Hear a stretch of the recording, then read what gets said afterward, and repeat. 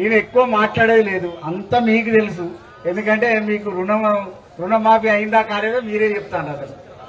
కాబట్టి ఎక్కువ మాట్లాడేది లేకుండా ఇవాళ ఈ ప్రభుత్వం ఏదైతే చేస్తా ఉన్నదో, ప్రభుత్వం ఉన్నదంటే వట్టిగా నా మాత్రం ప్రభుత్వమే ఇవాళ ఉన్నదంతా రేపో మాపో ఇది తుటుకు అంటది అనేటువంటి విషయం కూడా ప్రజలకు తెలిసిపోయింది. ఎందుకంటే ప్రజాప్రభుత్వం అంటే ప్రజల కోసం పనిచేయాలి.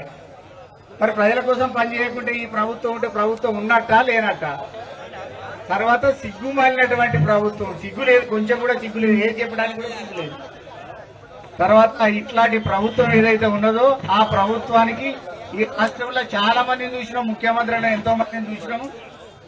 నేను ప్రజాప్రతినిధిగా 30 సంవత్సరాలు చూసినా, ఎర్రవెల్లి దయాకర్ రావు గారు అయితే 45 సంవత్సరాలకు పైన చూసిండ్రు. ఇట్లా అందరినీ చూస్తూ ఉన్నారు. పెద్దలు మాజీ మంత్రివర్యులు సత్యవతి రాథోడ్ గారు, అదేవిధంగా మాజీ ఎంపీ గారు, మహబాద్ సంబంధించినటువంటి పెద్దలు కవిత గారు అందరూ వేదిక మీదకి రావాల్సిందిగా కోరుతా ఉన్నాం. జిల్లా పార్టీ అధ్యక్షులు అదేవిధంగా మాలవత్ కవిత గారు.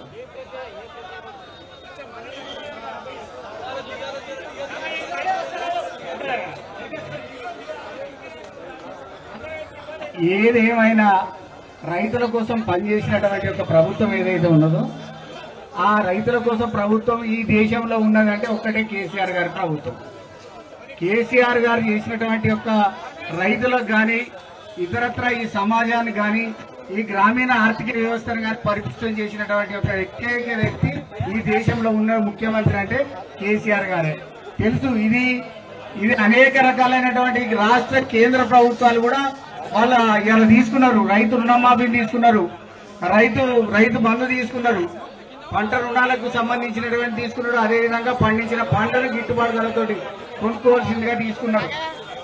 అదేవిధంగా ఇవాళ చేసినటువంటి యొక్క ప్రభుత్వం ఏదైతే ఉన్నదో ఆ ప్రభుత్వం అయితే అన్న చెప్పినట్టు, రాకేష్ రెడ్డి గారు చెప్పినట్టు, నా ఎలక్షన్ అప్పుడు కూడా అనేక రకాల దేవుళ్ళ మీద ఒట్లు పెట్టుకుంటాం. ఇక భద్రకాళి మీద ఓట్లు, సమ్మక్క సారలమ్మ మీద ఓట్లు, ఎందుకంటే నమ్మే పరిస్థితి లేదు కాబట్టి ఒట్లు పెట్టుకున్నాడు.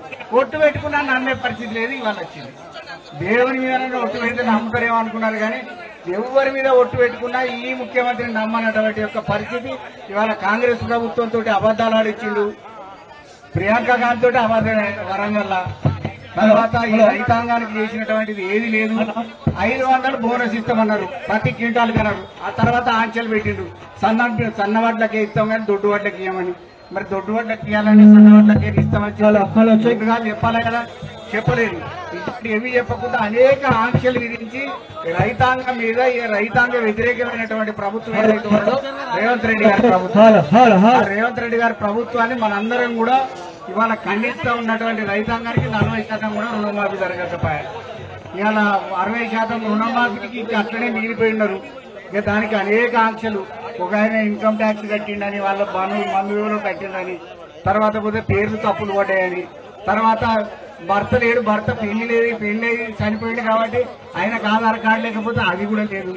ఇట్లా రకరకాల ఆంక్షలు పెట్టి వల్ల 40% కూడా పూర్తి చేయనటువంటి యొక్క ప్రభుత్వం ఇవాళ ఉన్నది. రుణమాఫీ ఆయన చెప్పినప్పుడు హరీష్ రావు గారు రాజీనామా చేస్తారని చెప్పారు. రాజీనామా ఏం చేస్తానన్నాడు, రుణమాఫీ 100% చేయాలి, ఎట్లాంటి ఆంక్షలు పెట్టద్దు. తర్వాత ఆరోగ్య గ్యారెంటీలు మీరే అమలు చేస్తామన్నారు కదా, అవి పూర్తిగా అమలు చేస్తే రాజీనామా చేస్తున్నారు.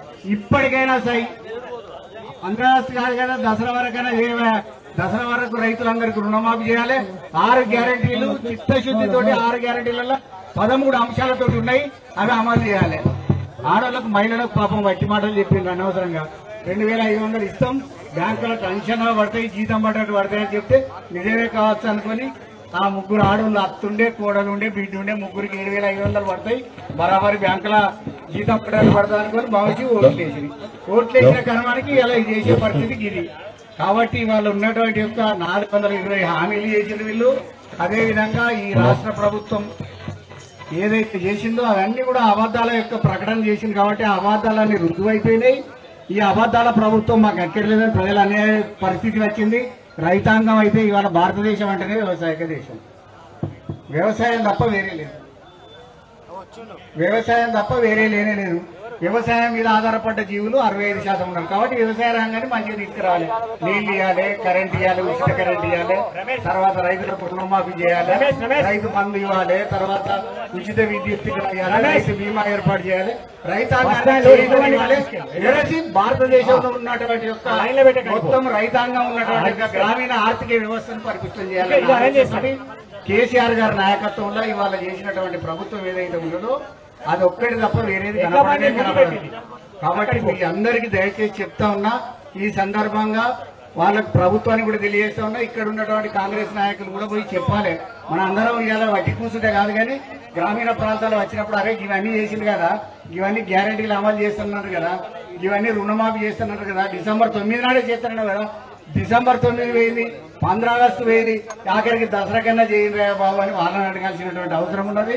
అదేవిధంగా ఇక్కడ ఉండేటువంటి నాయకత్వం ఏదైతే ఉన్నదో కాంగ్రెస్ పార్టీకి సంబంధించినటువంటి వాళ్ళు ఇవాళ అడుగుతా ఉన్నారు, రైతాంగం అడుగుతాం మాకు ఎక్కడ చేసిన రుణమాఫీ అని అన్నప్పుడు వాళ్ళు ఆలోచన చేయాలి. బండి బస్ స్టాండ్ రైతు రుణమాఫీ ముందుకు తీసుకెళ్ళండి దాన్ని.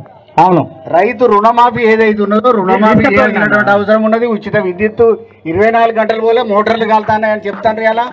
ఇవాళ ట్రాన్స్ఫార్మర్లు కాలేటువంటి పరిస్థితి వచ్చింది. ఇవన్నీ కూడా రైతాంగానికి ఇవాళ నష్టం చేసేటువంటి పరిస్థితి వచ్చింది. కాబట్టి రైతాంగం గురించి ఇవాళ ఏదైతే ధర్నాకు ఏర్పాటు చేసిందో ఎర్రవెల్లి దయాకర్ రావు గారు రైతులందరి పక్షాన వరంగల్ జిల్లా పాలకుర్తి నియోజకవర్గంలో ఏర్పాటు చేసినప్పటికీ వరంగల్ జిల్లాలో యావత్ తెలంగాణ రైతాంగానికి తోడుగా ఉన్నటువంటి దయాకర్ రావు గారిని అభినందిస్తూ, మీరందరూ స్వచ్ఛందంగా ఇక్కడికి వచ్చినందుకు మీ అందరిని అభినందిస్తూ సెలవు తీసుకుంటున్నా. జై తెలంగాణ. ధన్యవాదాలు.